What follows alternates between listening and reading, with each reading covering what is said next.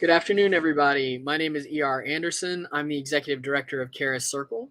Charis Circle is a nonprofit programming arm of Charis Books, and Charis Books is the South's oldest independent feminist bookstore. We are partnering today with the Auburn Avenue Research Library on African American culture and history to celebrate Letters to Martin, Meditations on Democracy in Black America. That book is written by Dr. Randal Maurice Jelks, who is professor of African and African American Studies and American Studies. He is author of the two award-winning books, African Americans in the Furniture City, The Struggle for Civil Rights Struggle in Grand Rapids, and Benjamin Elijah Mays, Schoolmaster of the Movement, a biography. His most recent book prior to this is Faith and Struggle in the Lives of Four African Americans, Ethel Waters, Mary Lou Williams, Eldridge Cleaver, and Muhammad Ali. Jelks has recently contributed to a collection of essays titled 42 Today, Jack Robinson and His Legacy, which is edited by Michael Long. His writings have appeared in the Boston Review, the Los Angeles Review of Books, as well as blogs, journals, newspapers, and periodicals. He is the co-editor of the academic journal American Studies. Jelks serves as an executive producer of a documentary film, I Too Sing America, Langston Hughes Unfurled, which is directed by Kevin Wilmot, and it was a 2019 Academy Award co-winner Best Screenplay Adaptation, Black Klansman. We are joined today by Maurice Hobson, who uses his love of history to strategically analyze some of the topics truest to his upbringing and livelihood. As a scholar, professor, and prominent American South historian, he presents his chronicles with an experiential and academically honed perspective on the national and international implications surrounding topics of electoral politics, race, and the Black New South. Hobson's practice lens applies modern perspective to historical themes he has long studied and identified in phenomena such as Olympification right here in Atlanta. We know all about that. His unexampled contributions to the discussion on the current state of the American South has led to work in consulting, speaking, and his latest book, which is available today from Charis, The Legend of the Black Mecca, Politics and Class in the Making of Modern Atlanta. So welcome to you both. Of course, April 4th is a dual anniversary in the life of Dr. King. It is the anniversary of his assassination, but it's also the anniversary of his letter regarding Vietnam, the war in Vietnam. And so it's a very timely discussion. This book is timely in all kinds of ways, which I know we're going to get right into. But thank you both for being here, and thank you to the Auburn Avenue Research Library for organizing this event with us. Welcome. Right. I think Mo has disappeared off the screen, though, on my screen at least. I'm here. I can still see you both, so I think we're good. Okay, cool. Well, first and foremost, it is a pleasure to be here with the legendary Dr. Randal Maurice Jelks.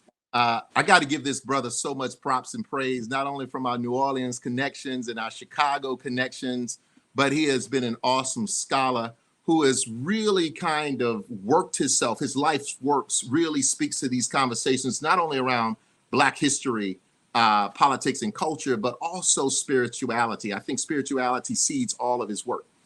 Before we get started, I want to read something that Dr. Jelks wrote several years ago around Christmas Day. And I saw it on social media.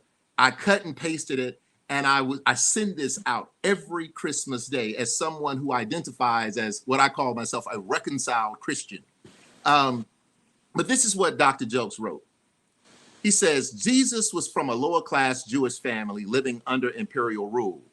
His parents, having a child under dire conditions and rearing a child who challenged the injustices of his time by healing and spirit-led activism. His birth is a reminder that no child is unworthy, no matter what circumstances they are born under. And that's the radicalism of today, keeping the faith and struggle alive by engaging acquaintances, family, and friends who live under dire conditions of health and economic circumstances. And when I've sent this out, even to those who may not identify as being Christian, they all say, you know, that's a Jesus that I can serve. And so with this being said, I want to first and foremost publicly acknowledge your contributions to not only the field of African-American history, but of conversations around spirituality, conversations around politics, conversations around culture. I want to extend my hearty congratulations on all of your success, and I thank you for what you're doing. Well, thank you so much. I'm deeply honored. You write things and you forget that you've written them, and thank you for reminding me of something I wrote, which is important. I think spirituality, I don't care what it is, you have to have something to help you continue the struggle. And that's what I was thinking about. How do we continue the struggle for full and an inclusive democracy when I wrote this book? And I think that's what Dr. King was thinking about as well. Well, I want to just start off by asking you this question. There's a serious timeliness of this book, not only because this is the week of how we commemorate the assassination of, or paying the ultimate price of the Reverend Dr. Martin Luther King Jr., but also the letters from the Birmingham Jail. We're also in a place right now to where the world is reeling from war, from bullying at the highest level. We see what's going on in Russia and Ukraine. There's war that is taking place on the continent of Africa.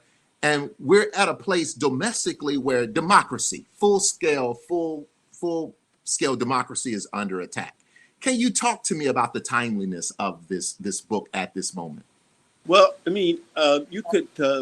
I started writing this back in really 2017, and I could just sense the shifting of the movement toward anti-democratic life. Both and in 2015, I was lucky enough to be a Fulbright distinguished scholar in the Czech Republic. So I was in Central Europe, not far from Ukraine. And you could see the movement of all these things. I was in Hungary with Syrian refugees trying to get out of Hungary at that moment in 2015. And so I could really sense the timeliness, and I listened to the rhetoric that was being talked about back in the United States, from beginning with Michael Brown, beginning with the protests of Black Lives Matter. And I really sensed this anti-democratic sense, and I wanted to speak to it because the theorization about democracy coming out of our most elite institutions, frankly, didn't countenance Black voices and Black thinkers and Black activists about democracy. They're still drawing back to the Enlightenment and other kinds of things, and so I wanted to make sure to speak to the movement of time, with King using from his study of Hegel, the zeitgeist of time, the movement of time. And back in 2015, 2016, 2017, you could really sense it. You start the book by discussing being invited to come to go and speak at Elmhurst College. And it was just after the election or the failure of democracy that we witnessed in 2016. And you made reference that it brought back ideas of the 2000 election and how you were dispirited, but you didn't want to be pessimistic. You wanted to give the young people something to consider. And you lay it out so beautifully, because not only did we witness the failure of democracy during that time, clearly the American president that was who the Electoral College brought forth had not won the popular vote, but then the candidate that won the popular vote had made some real mistakes and could not distance themselves from policies that discriminated against Black and brown people, who are the most loyal constituents to the Democratic Party. And so, right, with this being said, in writing letters to Martin, Meditations on Democracy in Black America, you chose to write letters to a prophet that really tried to make America great. Right. Can you talk to me about your musings in terms of these letters that you wrote to Dr. King? Well, we have a mutual friend, Tyree Jones, and I always think I'm riffing off of Tyree's American Marriage, because it also takes place in letters. But what I wanted to also do is the it's the intimacy of letters. People don't write them anymore like they once did. Letters force you to take your time, try to figure out what you're trying to say. It's not like an instantaneous tweet when you're just reacting. You want to take time. And of course, letters have always been, in the earlier days, we are both historians. The letters that you discover of people going back and forth are just wonderful. I mean, sometimes sad, sometimes happy, sometimes romantic, sometimes unrequited, but you get a deeper sense, not a caricature. And I thought by using the model of writing letters, it worked. It would work for the intimacy, because young people today really want truthfulness and intimacy, and I was trying to get to them. Let me ask you something. We live in a nation that has not lived up to the promises and practices of what it promotes. I mean, life, liberty, and the pursuit of happiness. One of the things that I always try to articulate is that you have the creation of the 13th Amendment, freedom or liberty, the 14th Amendment, citizenship or life, and the 15th Amendment, voting, the pursuit of happiness, and how that has never measured up for Black America. But with this being said, I get the sense that you as a scholar believe that the American experiment, if it is done right, it can actually be something beautiful. And one of the things that I notice in your writings is that the folk that you write about, they also believe that this American experiment can be great. With that being said, Black folk are what make the United States the United States. I mean, 13th Amendment freedom, 14th Amendment citizenship, 15th Amendment voting, it gives it back to the people. Can you talk to me about how hard it is to do that kind of work in a society that is where America has failed, but we still have practitioners who are still trying to uphold the bloodstained banner of American democracy? Yeah, well, I think a certain premise I work with is that it's always struggle. This is my historical lens. It's always struggle, and we should never tell people it ain't a struggle out here. Everything's going to be fixed, and no, it's a struggle. If we went back to the 1830s, all white men got the right to vote, right, in the 1830s, and not just property holding elite white men.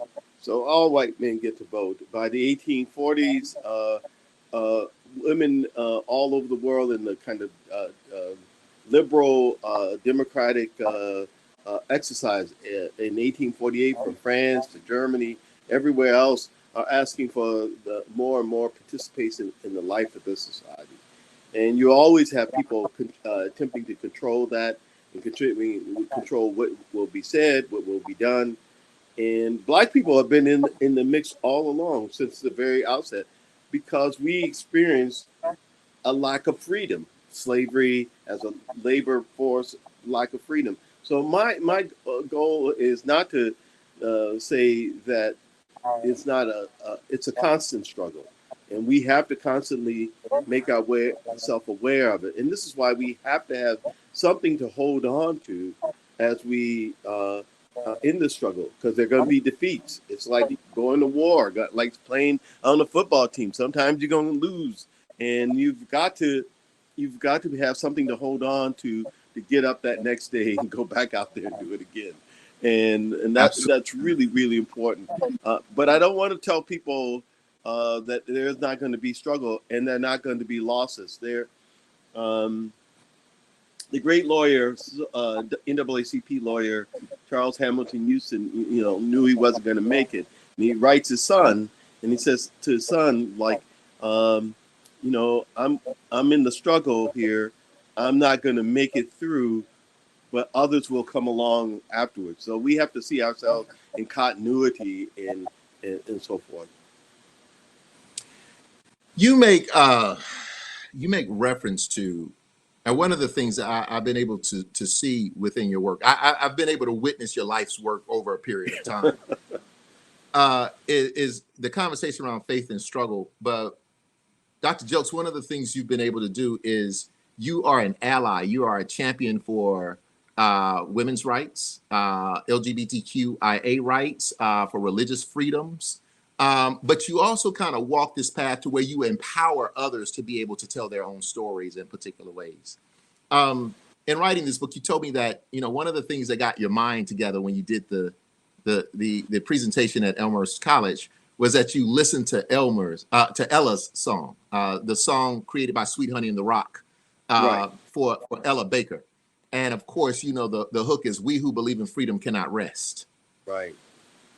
Can you speak to what it means to be an ally, to understand your own privileges, but also to be an ally? Because at the end of the day, you know, the concept that speaks to what I made reference to before in terms of Jesus, the concept is that Jesus came to save the least of these.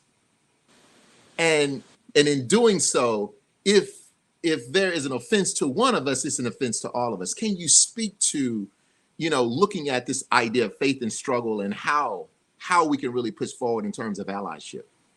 Yeah, I choose the word comrade, because I think we separate too much. I mean, look, if that person, whoever they choose to identify, doesn't have the freedom, then I'm not going to have any freedom. It's truth. Is somebody going to tell me shortly who I should be as an individual and how I should behave? So we have to defend one another's freedom, and it's a comradeship, and it requires sacrifice, and it requires discussion, and it requires patience, and that we have to give each other space to so we understand where we are coming from. So I don't like that word allyship so much, because it doesn't convey that we're all in this struggle together, trying to figure it out. Now everything ain't figured out. Even our emotions and our feelings aren't always figured out, but we're still in this struggle together, and we got to give each other space to figure that out together. I mean, there are real entrenched forces against people, or and if we don't, then that's the real problem, right? I mean, people want to distract you with somebody else's identity when they're ripping they're you know they're the 1%. Absolutely. Absolutely. I think we often misread Dr. King as just purely being a preacher, like this Baptist preacher who was just doing well. But you assert in this writings, and we've had these conversations, you assert that Dr. King was a very thoughtful theologian and philosopher. Like he's really thinking through all of these different things, and people oftentimes discount that because it's easier to just say, "Oh, he was a preacher who turned the other cheek," and it's a lot more thoughtful than that. Can you speak to Dr. King's thoughtfulness? Can you think and his idea of philosophical thinking and his scholarship? Yeah, well, I mean, of course, he, you know, like all of us, he got a PhD, and we all know what that's like. Me and you both know what that's like, and it's a rigorous, rigorous thing, and you're getting it because you're kind of egghead already. You might be in denial about your eggheadedness, but you're you're already thinking about these issues that are surrounding your community and what makes for it. And he's thinking about what, coming out of Atlanta, being a child of Atlanta, he's thinking about the stuff that's right in front of his eyes and how to give articulation to that. He chooses to do it through his theological education, but he's just as someone might choose to do continental philosophy or analytic philosophy, and he's thinking about those issues. And this is a really important thing. We have a lot of people react to issues, but boy, we need a lot more people thinking about issues in a way to help us strategize the battle. And of course, he's a preacher. And one of the things that I think that people forget, and I gave this lecture on C-SPAN, is no better training ground for anybody than being in a black church to know politics, because you got to keep a bunch of different kind of people together, and you got to lead them and get them going in a direction. So that's pretty political, you know. And they got different interests, so you got to figure out what a mess. So he's a thinking, very thoughtful politician. I go back and watch press conferences sometimes, and very careful with the words. It's not loose, because he already knows that even then words will get you in all kinds of hot water. Absolutely, absolutely. You know, when you write books, you always learn something. This is a two-part question. You always learn something when in writing a book, because on some levels you're exercising your own issues. But then on another level, you just discover new things. Can you tell us something unique that you discovered in writing this book? What I had learned from teaching, I should say, I taught a seminar for graduate students and some senior undergraduate, and was the King's labor talks, that he was already thinking about what automation meant as early as 1960, 61 in the black community. Like, people are literally by 48, the mechanical cotton picker comes along. Really, that is also spurs the second Great Migration. And he's asking the question, for the future, what would this look like for black working people? Because 2/3 of us always have been regular workers, some kind of way or another. And so the questions of automation and the very thoughtful position he was trying to put out there, and that gets smothered over because, you know, you focus on I have a dream, but the real questions of labor was very important. That's why I take up labor as an issue in the book, because automation is we're faced with artificial intelligence, and that's a thinking person thinking fast forward to the future.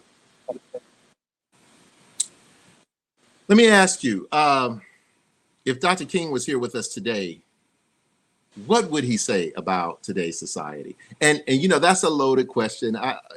As I was putting my thoughts together, I saw the episode of Boondocks, and I was going to kind of lean in with the episode of Boondocks when he shows up, and, you know, right, he got black folk eating chicken and, you know, all kind of, and popping and shaking. What would, thoughtfully understanding Dr. King, but also understanding how Dr. King's influence on American democracy, what would he say about the United States today, and what would he say about the world? Well, I mean, I think, you know, this week is on Monday would have been the day he gave Beyond Vietnam. I mean, he's predicting this. You know, Vincent Harding crafted that speech, but really it's a speech where they are thinking about what's coming, and lots of what he predicted in that speech is coming. I mean, he's talking about the levels of violence. The United States was, in fact, in a war of aggression against another country, even though it was a civil war. And we were doing, tragically, what we now see going on in Ukraine. And he's saying the future, if we continue down this path, that's the future. And so I think the other thing is that he was exhausted because, again, he's worried about sanitation workers. The essential worker got labeled during the pandemic. The essential worker is the lowest paid of the workers, and the ones taking the most risks. So he's seeing both of those simultaneously at the same time, and he's already pivoted by 65 from just the Voting Rights Act to we're going to have to give people a base wage if we're going to continue automation, if we're going to continue the where we're going. And of course, we have a society and a culture premised on individualism, not individuality, individualism, kind of a selfish reality of a selfish philosophy that he was challenging. You know, in 2012, you wrote an excellent book titled Benjamin Elijah Mays, Schoolmaster of a Movement, a Biography. And it is no secret that Dr. Benjamin Elijah Mays, was a mentor to the Reverend Dr. Martin Luther King Jr. If you could speak to Dr. Mays's influence on Dr. King in terms of issues around government, in terms of issues around spirituality and about the people, you know, giving back, you know, more of a patrician kind of society. Can you talk about the relationship between the two?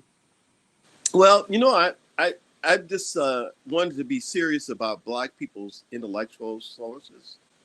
And when I started reading about King, most of the writers were talking about white people. And I was like, well, where are the Black people?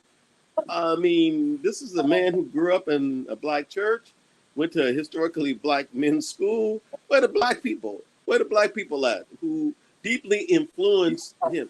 And aren't Black people having intellectual conversations? I mean, this is the thing that it was always troubling to me, the way, you know, the history was always described in race relations terms, white people versus Black people.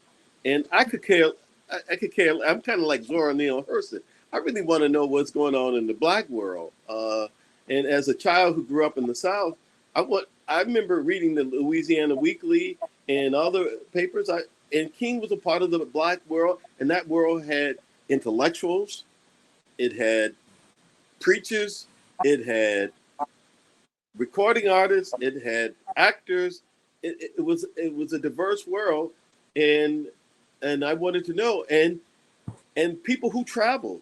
So Dr. Mays is one of those people who, you know, miraculously got a PhD from the University of Chicago and went out to train young people and became the president of Morehouse College. The World War II comes along. All the men are taken out of Morehouse College. So he comes up with this idea of like, hey, we got to take the best and the brightest young kids to be at Morehouse. And King is one of those. And his daddy is a Morehouse alum. You know, you're in Atlanta, and you know what you're now in Atlanta. You know what that world is.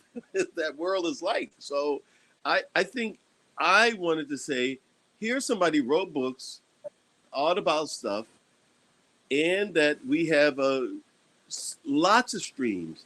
I have a number of colleagues who think all is, you know, it's the Marxist stream. I always tell Robin Kelly, you know, hey, Robin, there's only so many Marxists out there, bro. You better go to these churches and figure out what they are talking about. That was where the discussions went down, right? And so Mays became a theologian and an author, and so I wanted to trace his own journey and do that, understand how that might impact Dr. King, and it did, because Mays goes to meet Gandhi in 1936. Well, King's a little boy. And, you know, who's going to introduce him to all these people who know something about Gandhi? Well, it's Mays.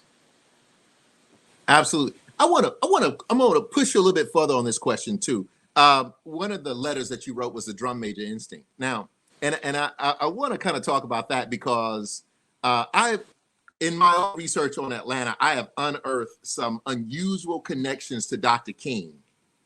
And one of them was John Wesley Dobbs. So John Wesley Dobbs in Atlanta, Georgia, was of course, he was the highest ranking giant. He was a giant. Mason.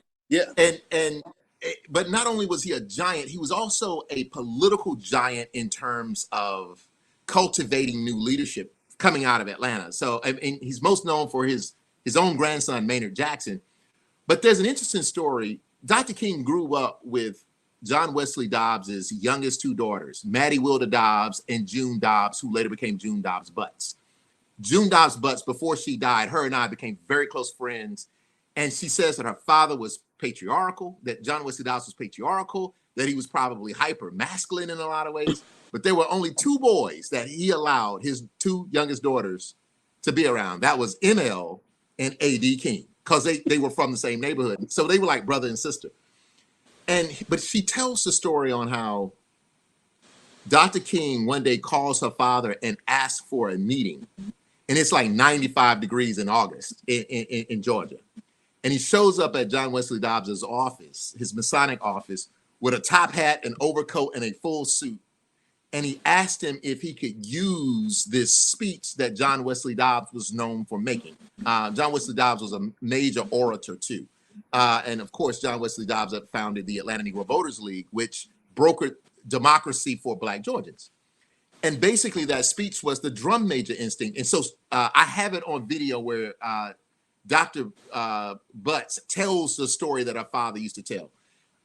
But in speaking about that, can you talk about some of the other influential Atlantans or local on the ground theologians and leaders that influenced Dr. King? I mean, because he was in the church. And when you're in the church, you have to deal with all aspects of Black America. Oh, of course. I mean, Black churches are interesting sites for us. I once jokingly said to a friend, back in my day when people, if you didn't have that many clubs, you had the church, right? I mean, people dealt with each other all kinds of ways. They went to church on Sunday and they dealt with each other all kinds of ways. Yeah, I mean, there are a number. Melvin Watson, I think of, who taught at Morehouse. And I think of any number of people who were of great influence on Dr. King. I'm glad you mentioned Dobbs because, there's only one book that I know that really fully covers Dobbs. When Sweet Auburn Avenue, meets where Peachtree Sweet Auburn. Right. Hey. And I wish there were more because he is such we all build on one another. And this is the thing that, again, these letters I wanted to say, nobody escapes not building on one another. It's just like in scholarship, we build off works that have been done, 40 years ago. We may say, that part was right, but here's some other sides of it. So King is building off a foundation, a rich foundation, and we both the kind of respectable side. We don't know enough about the other side of Auburn Avenue, the quote unquote the non-respectable side, because they funded NAACP. Absolutely. They funded other kinds of movement stuff, quote unquote, the non-respectable side. And Dr. King understands that reality. That's the living in a Black community. You understand both sides of the reality because you're dealing with the politics of a diverse community. I never see Black people as homogeneous. We diverse.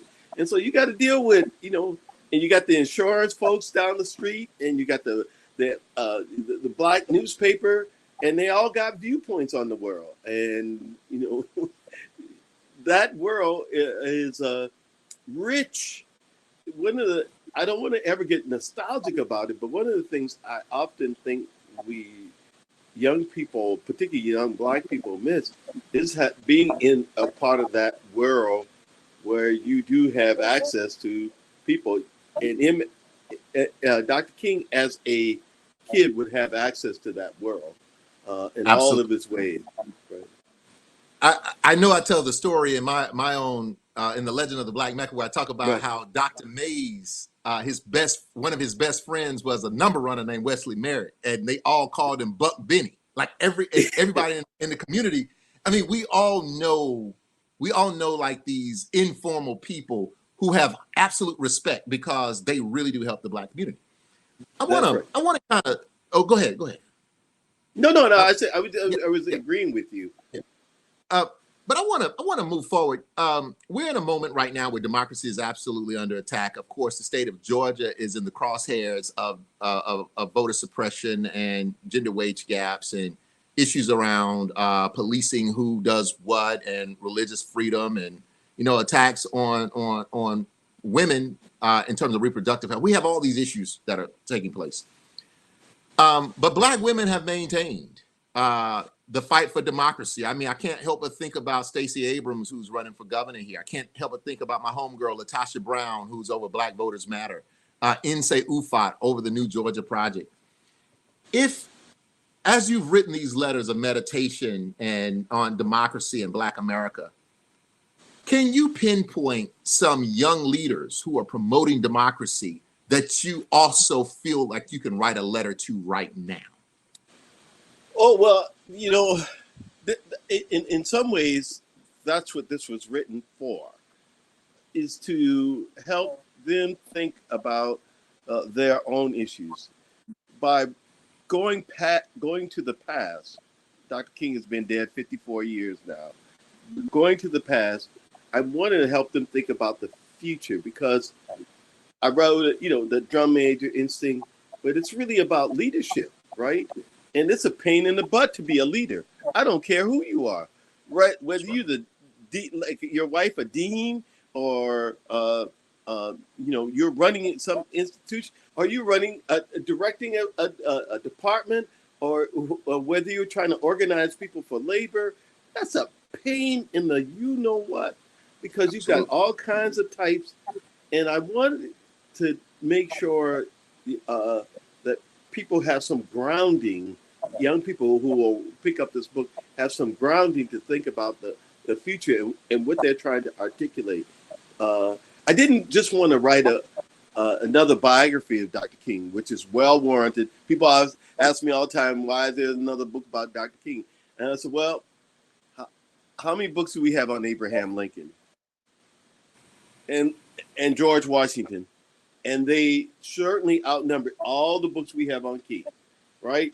Well, so what I was trying to do is write these letters to, one, explore history, but two, the future is for you. How you're going to deal with it is for you. And by exploring those ideas, it's hopefully helping young leaders everywhere to be more grounded and to think about how they're going to handle it. They don't have to agree with Dr. King. There are certain circumstances that you can't help but go to war. I mean, there are certain circumstances, but you need to understand why he argued for a nonviolent approach to these things, because we are, as we know, living in a nuclear age still, and now it's not just the two powers that have nuclear arms. There's a whole lot of folks out here with nuclear arms. So how are we going to deal with this? And I wanted to make sure that two things it comes to mind. One, King was Black, and I really wanted to write a Black perspective about this. That he's not an abstraction. He comes from a Black community, and in that community are issues of struggles for democracy all over the place, even between us Black people. We got Black people who like our sitting justice, who find it more favorably inclined to have an authoritarian in office. And that's troubling to me. But, so we have to have this conversation among Black folks about way we want to establish our institutions, way we want to run it. I mean, and ain't nobody more authoritarian than many Black preachers that I know in my growing up days. And that's a challenge to a democratic society. So we have to think about the kind of moral terms, the intellectual terms, And I wanted also to think outside the language of sort of French postmoderns.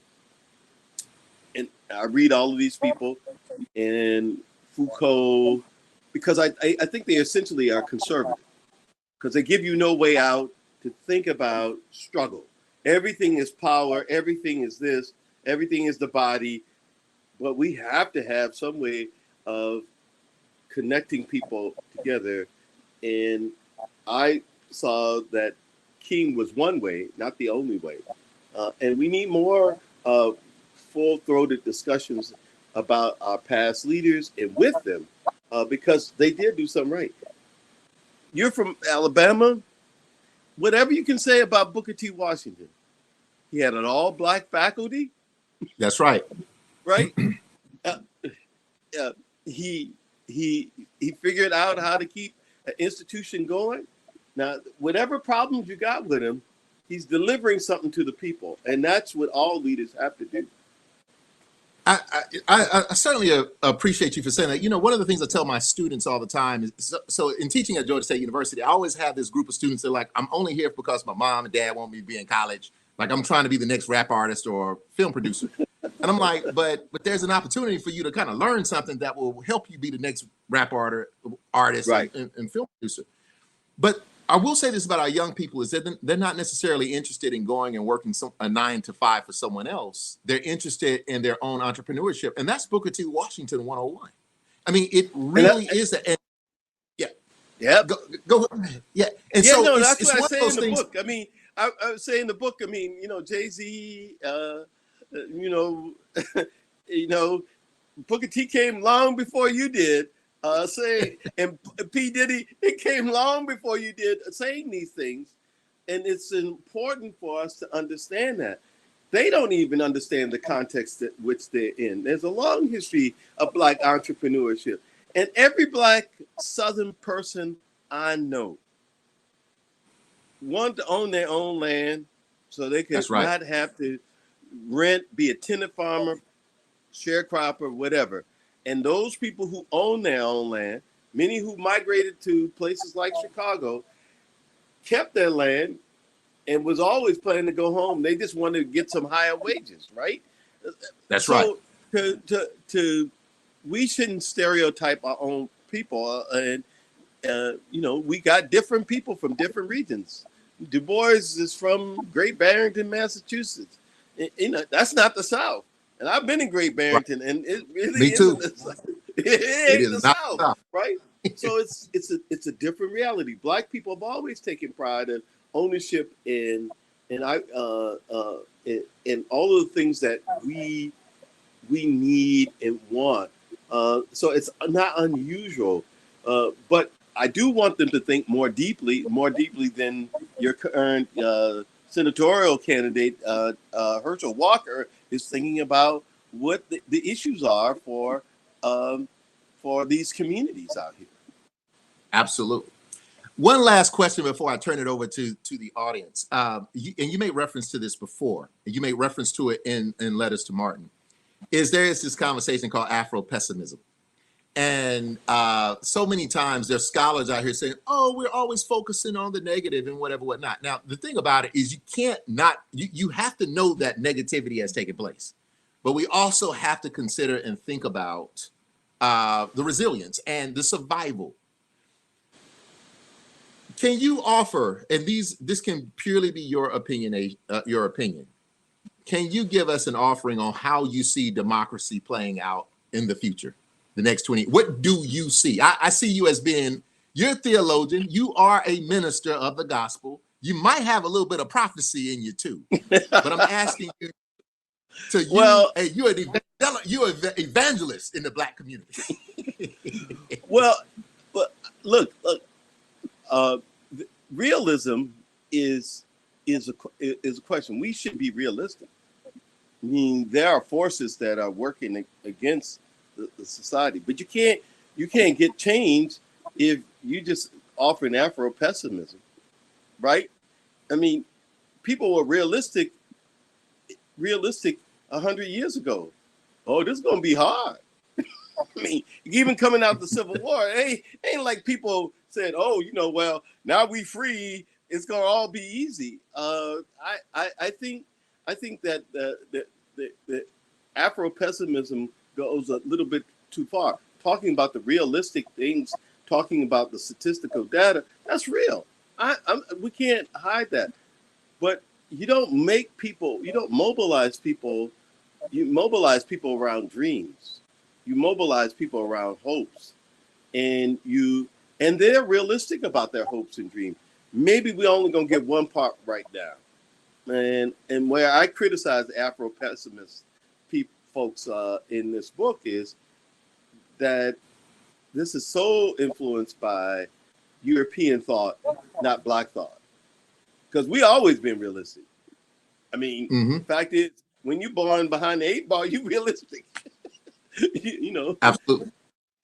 But we're also pessimistic because we get, Cornel West uses this word all the time, and nihilism, it can cause you to be nihilistic. So, but it is the exercise of people working together to build more hopeful institutions. Yeah, you can say, "Oh, well, Black people don't need no education," but why we kept putting in time to build these little schools and to keep them going? I mean, so, and then we say, "Oh, Stacey Abrams went to Spelman." Well, somebody had to keep that thing going, right? And and all of those great women who come out of Spelman, or we have to keep those institutions going.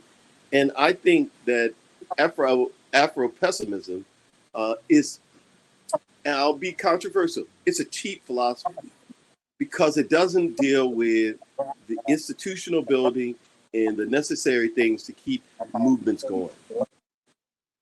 Absolutely. I don't think that that's controversial. I think that is well articulated in terms of the interesting aspect of what it means to write African American history, but but come out of Black communities. It allows for you to really be able to walk a fine line that others cannot see. I mean, that's the strength of. That's what I've always seen. My strength is it's equivalent to, and like I said, Dr. Jelks, I follow you on social media because I just like you. I mean, like you're a good spirit. You're a good, strong spirit. But you made a post a couple of weeks last week about New Orleans, and you said, the ballet of the people, and it was a New Orleans second line. But there's so much soul when you and I look at that, we see so much more than what people who don't understand it see. Right. Because that second line is an ushering in of our ancestors and the spirit world to really be able to commune and welcome us. That's an Africanism. Right. It's collective. It's people. And so when we begin to talk about these different things, when we try to write the histories of marginalized communities, and that can work in a lot of different ways, we have to be able to see through a lens that the rest of the world can't see. And it's a privilege to be able to do that, but it's perceived as Afro-pessimism. It's an interesting thing. Right. There have been no question. Okay, there is a question. Hold on. Let me read this question. So this comes from one of our parishioners, my good brother Morris Gardner. Where would the concept Black joy as a form of resistance sit within Dr. King's legacy? Oh, Black joy. People forget King had a marvelous sense of humor. I mean, I want to say that humor is a part of Black joy, right? I mean, he is.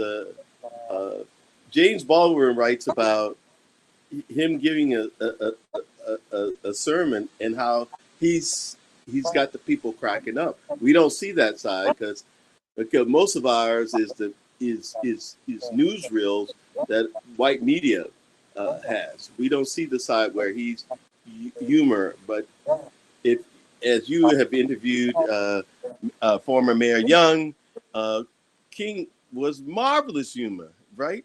And body humor. It wasn't just.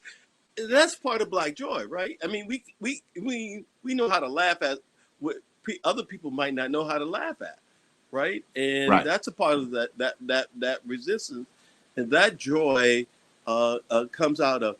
And I think the other part of it is that I really tried to convey in this book is that even when people who disagree with King saw him as a part of their own, his beauty, his physicality, he looked like the average dude. You know, he didn't. I mean, I'm sorry, no, you know, don't put no. He wasn't a Billy D. Williams type. You know, he wasn't Harry Belafonte. He looked like the average black man in Birmingham, and if he wasn't Martin Luther King, he would be just the average dude, right? I mean, but they took joy in that, and he is a part of that joyous community. A young friend of mine, a philosopher, has written a book about Zora Neale Hurston. Lindsey Graham, she teaches at University of Memphis. I mean, Lindsey Stewart. Ooh, Lord, I said Lindsey Stewart, and called